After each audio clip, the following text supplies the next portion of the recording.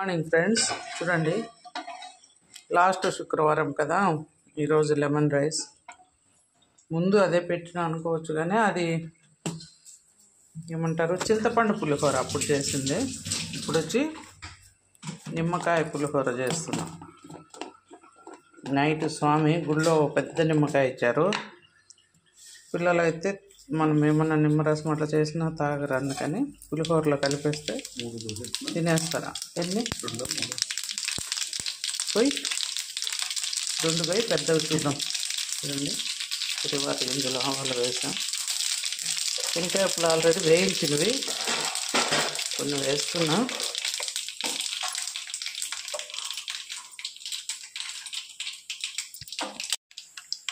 ఇప్పుడు పచ్చిశనగపప్పు నానబెట్టా, కొద్దిగా జీడిపప్పు, నానబెట్టిన పచ్చిశనగపప్పు వేసుకున్నాం. నువ్వులు కూడా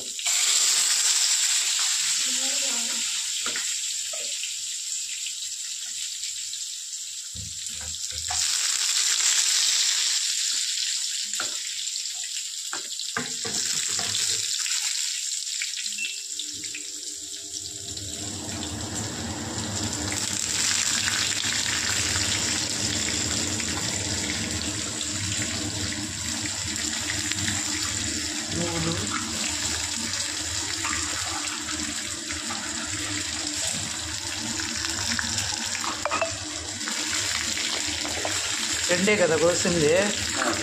ఒకటి ఆయన తిన్నాడు కదా సమీ, వాళ్ళు పక్కన చేసుకుంటారు.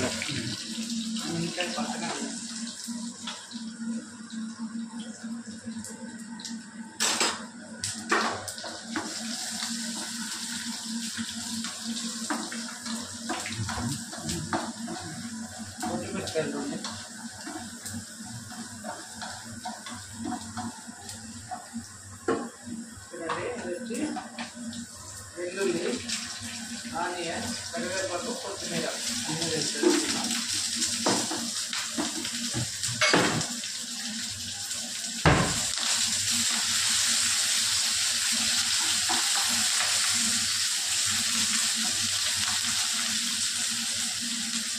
ఎండుమిర్చి ఒక 4 కుంచి వేస్తున్నాం. పచ్చిమిర్చి కూడా ఒక 4-5 వేస్తున్నాం.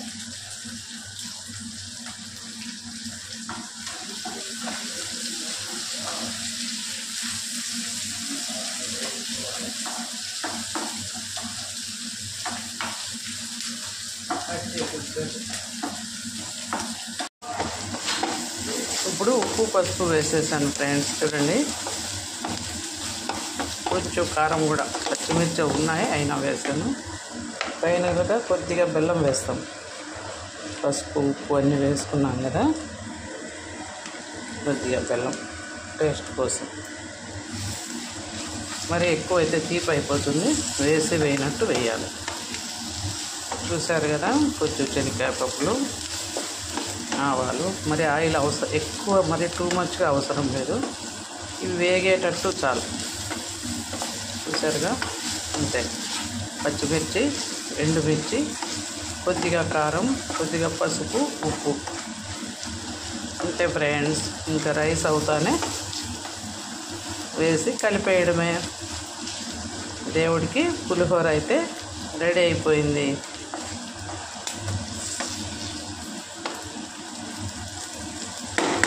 అంతే ఫ్రెండ్స్. ఇందాక మనం జీడిపప్పు వేయించి పక్కన పెట్టుకున్నాం, అది కూడా వేసేసాను. ఫైనల్గా నిమ్మరసం ఒక 2 కాయలు ఫ్రెండ్స్. ఇది స్వామి ఒకటి, ఇంకొక కాయ.